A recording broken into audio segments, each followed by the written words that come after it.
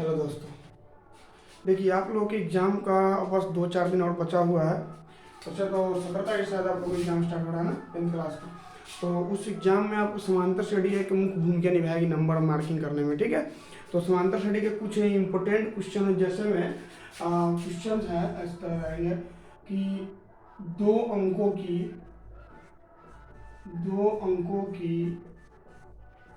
कितनी संख्याएं कितनी दो अंकों की कितनी संख्याएं तीन से विभाज्य है, ठीक है।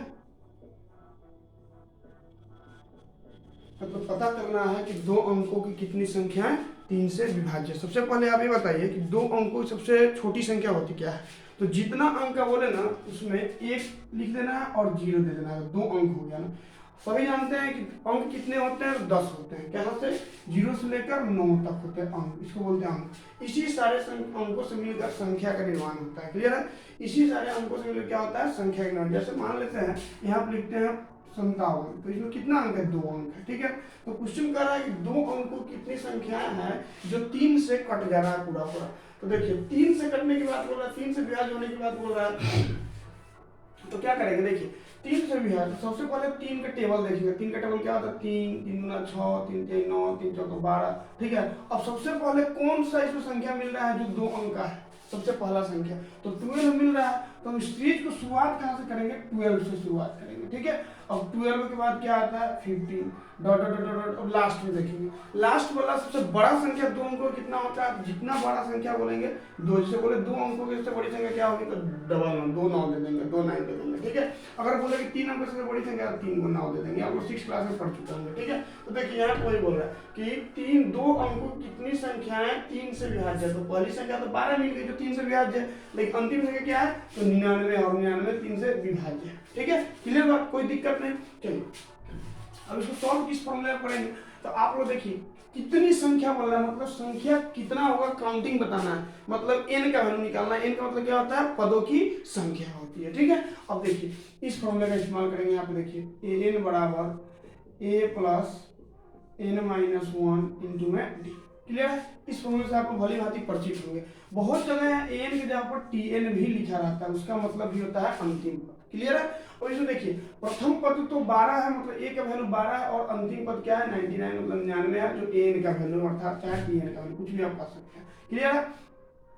देखिए n का वैल्यू कितना दिया हुआ? 99। तो यहाँ पे क्या करेंगे? 99 लिख देंगे। a का वैल्यू कितना है? 12 प्लस n का वैल्यू तो फाइंड ही करना है, n माइनस 1। और d का वैल्यू कैसे फाइंड आउट करता है? तो d का मतलब होता है सारवंत, और सारवंत निकालने का फॉर्मूला होता है अगला पद में से पिछला पद को घटा देना है, मतलब कितने अंतर से श्रेणी आगे बढ़ रही है। क्लियर है? अब देखिए यहाँ पे 12 है और 15 है, तो 12 से कितना अधिक हुआ? 15, तो 3 अधिक हुआ, तो वो क्या हो गया? सारवंत हो गया। मतलब t2 माइनस t1 मतलब अगला पद माइनस पिछला पद। तो 15 में से 12 घटाएंगे तो 3 आएगा, तो d का वैल्यू क्या लिखेंगे? 3 लिख देंगे।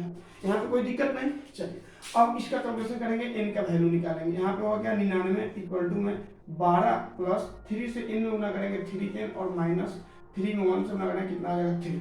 तो क्या होगा? 99 इक्वल टू यहाँ 12 में से 3 घट जाएगा तो कितना हो जाएगा? 12 में से 3 के 9 और प्लस 3 है। क्लियर है? अब देखिए इस 9 को इधर ले आएंगे तो 99 और माइनस 9 इक्वल टू में कितना हो गया? 3 है। क्लियर? अब 99 में से 9 जाएगा कितना हो गया? 90 हो जाएगा। 90 इक्वल टू क्या हो गया? 3n। तो n का वैल्यू कितना हो गया? 90/3 मतलब 30। कितना आंसर आ गया? n का वैल्यू 30। मतलब कहने का मतलब है कि दो अंकों की 30 संख्याएं हैं जो 3 से पूरा पूरा कट जाता है, विभाज्य हो जाता है। क्लियर है? अगला क्वेश्चन इसी टाइप का देखेंगे। जैसे नेक्स्ट क्वेश्चन अगर है इस तरह से, देखिए ये आप लोग क्वेश्चन सॉर्ट आउट कर लीजिएगा, नोट कर लीजिएगा इसको, और फिर आगे बढ़ेंगे। अगर यहाँ पे बोल दे कि 3 अंकों की कितनी संख्या है 3 से विभाज्य है, 3 अंकों की कितनी संख्या है 3 से विभाज्य है, तो इसी फॉर्मूले बनाएंगे। लेकिन सीरीज कैसे तैयार करेंगे? सबसे मेन चीज जो होता है इसमें सीरीज तैयार करना होता है विभाज्यता वाला। जैसे बोले 3 अंकों की कितनी संख्या 3 से विभाज्य है, 4 अंकों की कितनी संख्या 4 से विभाज्य है, 4 अंकों की कितनी संख्या 5 से विभाज्य है। उसमें क्या करेंगे? अब देखिए सबसे इसमें इंपॉर्टेंट अगर है कोई तो इसका सीरीज तैयार करना है। इससे पहले कौन सा अंक लेंगे और अंतिम में कौन सा अंक लेंगे, तो ध्यान से आप लोग देखिए। देखिए बोल रहा है 3 अंकों की कितनी संख्या 3 से विभाज्य है। अब 3 अंकों से सबसे छोटी संख्या होता क्या है? तो 1 पर 2 जीरो, मतलब 3 अंकों के 1 2 3 सबसे छोटी संख्या 100 होता है 3 अंकों का। ठीक है। अब 100 3 से विभाज्य है क्या? नहीं है। तो देखिए इसे भाग देंगे ऐसे 3 से, 3 तिहाई 9, 1 0 फिर 3 तिहाई 9। अब देखिए यहाँ पे शेष एक आ जा रहा है, पूरा पूरा कट नहीं रहा, तो कौन सा संख्या यहाँ पे उचित होगा? जब पहले शुरुआत करेंगे सीरीज का उस समय ए का वैल्यू कितना रखना अच्छा होगा, मतलब जो कामयाब हो जाए। अब देखिए यहाँ पे 3 3 तो 3 चौके लगा कर देखेंगे, 3 चौके 12, यहाँ पे 12। अब कितना अधिक? 10 से कितना अधिक? 12 है, 2 अधिक है, तो इस 100 में क्या करेंगे? 2 ऐड कर देंगे, कितना हो जाएगा? तो 102 से आपका सीरीज शुरू हो जाएगा। तो 100 में जो शेष बचेगा एक अधिक बढ़ा के लिखना है, जिसमें 3 तिहाई 9 होता है, 9 नहीं लिखना है, 3 चौके 12 लिखना है, जस्ट थोड़ा सा आगे। तो 12 और 12 में से 10 को घटाएंगे, कितना आएगा? 2 आएगा, तो 2 इसमें ऐड कर देंगे 100 में। 100 में 2 ऐड करेंगे, कितना? 102। 102 में फिर 3 ऐड करेंगे, कितना हो जाएगा? 105। इस तरह डॉट डॉट डॉट करते करते कहाँ पे जाएगा? 3 अंकों की सबसे बड़ी संख्या कितना होता है? 3 गुना 9 होता है ना, 999 नहीं होता है ना। अब इसको लिख रहे हैं 999, तो 3 से कट जा रहा है, इसलिए डायरेक्ट इसको ऐसे लिख देंगे। जो नहीं कटेगा उसके लिए भी नेक्स्ट क्वेश्चन कराएंगे, उसको बताएंगे कि जो नहीं कटे उसके लिए कौन सा n का वैल्यू क्या लेंगे, ठीक है। यहाँ पे तो 3 से बोला, 3 से 999 कट जा रहा है, इसलिए कोई दिक्कत है नहीं। फिर इसी फॉर्मूले का इस्तेमाल करेंगे, n का वैल्यू यहाँ पे 999 लिख देंगे, इक्वल टू a का वैल्यू कितना है? 102 प्लस n माइनस 1 इंटू में d का वैल्यू कितना हो जाएगा? 102 में 105 में से 102 घटेगा, कितना हो जाएगा? 3, तो 3 हो गया d का वैल्यू। इसको इधर ले आएंगे तो ऐसे करेंगे 999 और माइनस में क्या हो गया? 102। लाइट चलेगी थी दोस्तों, कोई दिक्कत नहीं। देखिए इक्वल टू n माइनस 1 और इंटू में क्या हो गया? 3, कोई दिक्कत नहीं।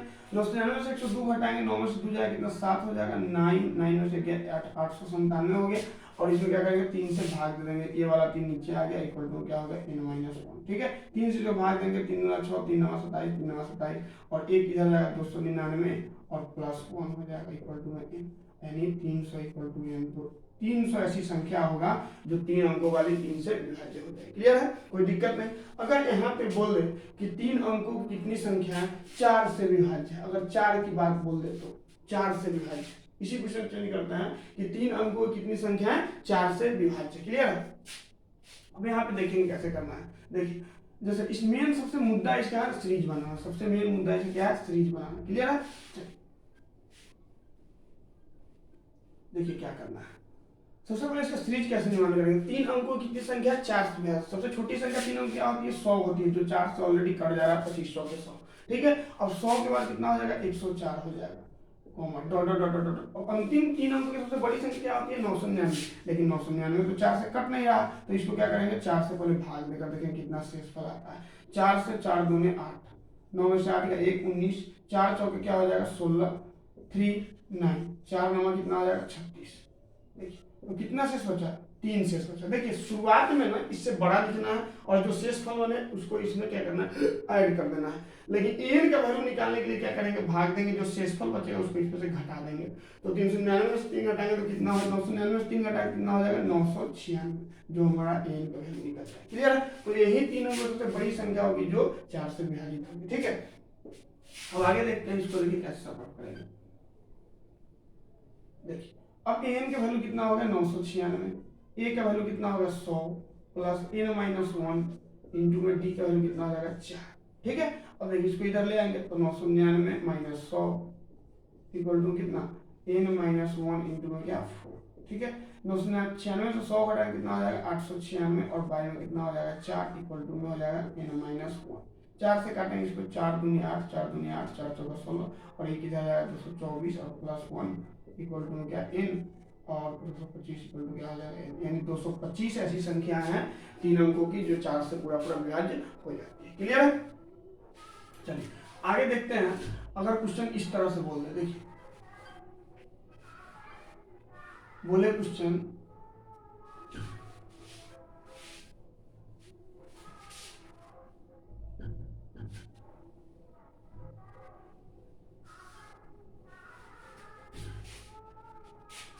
इस तरह से क्वेश्चन है कि 10 और 250 के बीच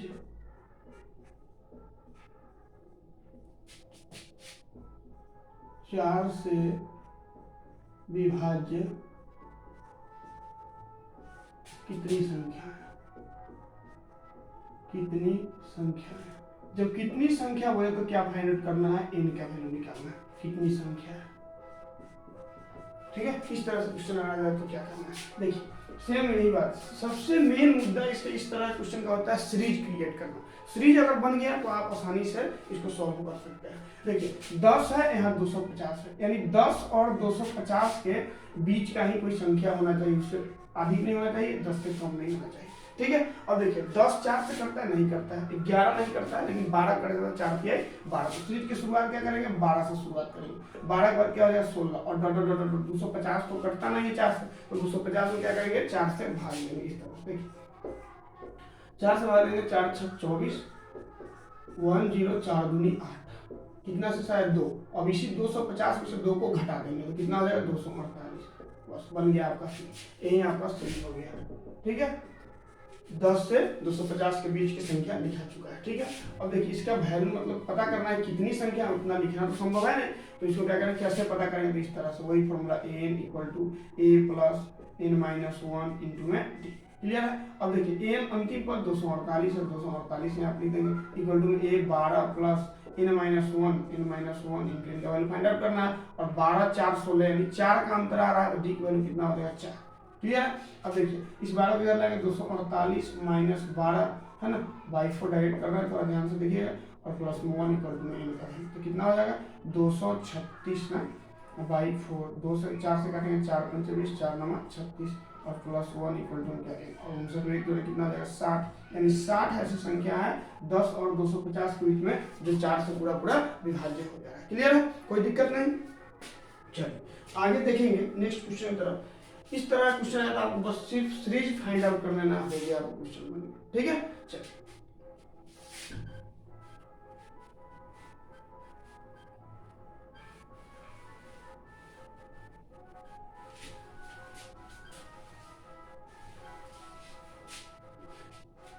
देखिए आप लोग एक बार एक चीज रिकॉल कर दें कि यदि समांतर श्रेणी में देखिए 3 ही फॉर्मूले का विशेषकर यूज किया जाता है। एक होता है एक होता है क्या, an = a + n - 1 × d, ठीक है।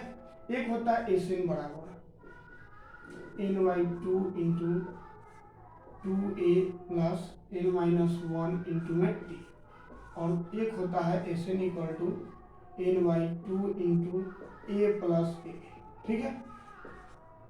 देखिए इसमें a क्या होता है, प्रथम पद होता है, an अंतिम पद होता है, याद रखिएगा a प्रथम पद an अंतिम पद, n पदों की संख्या, और d क्या होता है दोनों के बीच का अंतर मतलब सारवंत, जिस अंतर से वो श्रेणी सीरीज बढ़ रही है, ठीक है।